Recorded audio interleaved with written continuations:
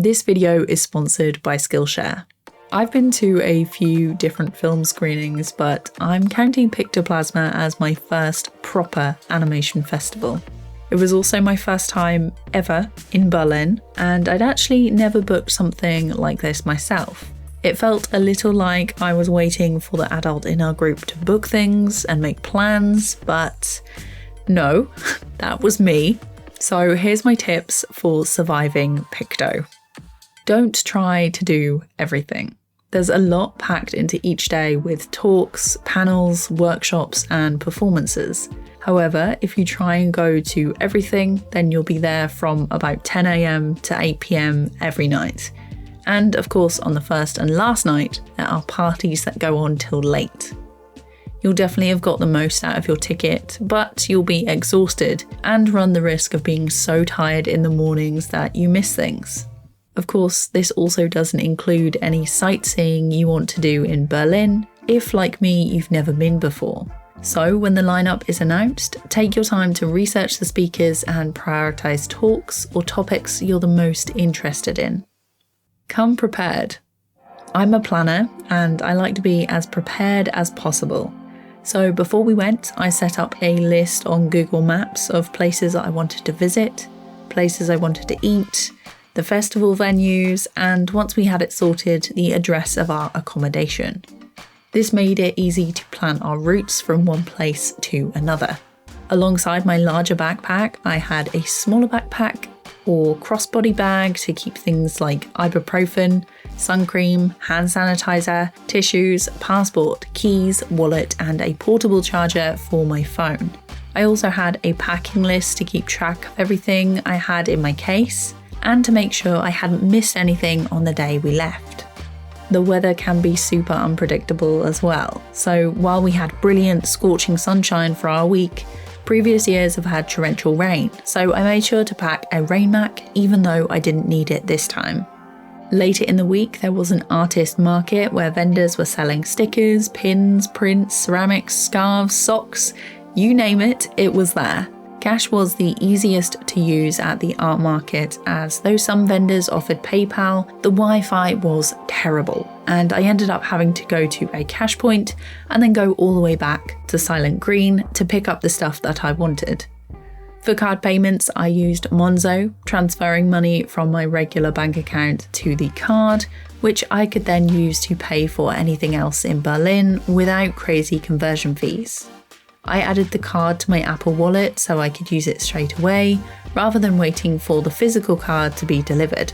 If you're traveling with friends, or you meet people and go for a meal, or get a taxi back together after one of the parties, Monzo was super helpful for splitting the bill, and now I can never go back. Networking. As well as seeing lots of cool things, networking is a big focus of a festival like this.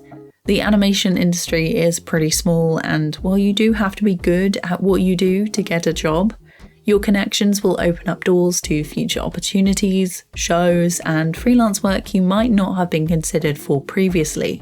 I'm definitely not the best at this. If I'm speaking to someone I admire, I have been known to get a little starstruck and ramble. It's making me cringe right now just thinking about it, but the only way to get over this is to practice. My best advice for networking is to speak to people as though you're making new friends rather than business contacts. Be interested in what they have to say and share, and don't go into it thinking, what can you get out of this conversation? It's pretty obvious if you just want something other than to talk and be friendly, which can really get people's backs up, even if there's no ill intention behind it. Making connections like this does require some confidence in yourself and your work, which can be difficult. A lot of artists and creatives I know have difficulty hyping themselves up or being proud of work they've made. Over the last few months, I have been very busy. However, there isn't anything that I'm desperate to share or hold up as a look at this thing I'm proud of moment. So that will be what I'm working towards, and hopefully I'll have a project to talk about the next time I have to dust off my networking skills. Try something different. Algorithms and social media are tailored to your tastes. They show you what they believe will keep you on the platform longer. Different festivals may have a focus on a specific medium or theme, and it's good to step outside of your comfort zone and try something different. PICTOPLASMA is all about character, and this time I went to performances by Sophie Kokoge and Bora, which I wouldn't have gone to normally, but I actually really enjoyed them. I then tried out a woodworking workshop run by Would You Mind, which was a real eye-opener for just how bad I was at wood carving. I definitely needed more time and a proper knife to use if I was going to finish the project, because I absolutely hate leaving anything unfinished. There was also a needle felting and block printing workshop this year that I didn't go to, but I do actually want to try on my own. There are no in-person workshops or classes like this anywhere near me, so I'll be looking at some on Skillshare instead, and picking up the materials and tools I need online. I've always found it easier to learn by doing the thing I'm interested in, and Skillshare does make it easy with short, clear lessons I can fit in around my regular routine and take at my own pace. Skillshare is the largest online learning community for creatives with thousands of classes led by industry experts across film, illustration, design, freelance, productivity, and more. A lot of talks at Picto mention Blender, especially on the attendee stage, which has really pushed me to take the time and finally make something in 3D. I've been saving some classes to try, and now I'm back and making videos again, I can put my plans into action. If you want to follow along on any of the classes I'll be taking or try something new yourself, the first 500 people to use my link in the description will receive a 1-month free trial of Skillshare. Now, travelling is quite expensive, but Picto was totally worth it.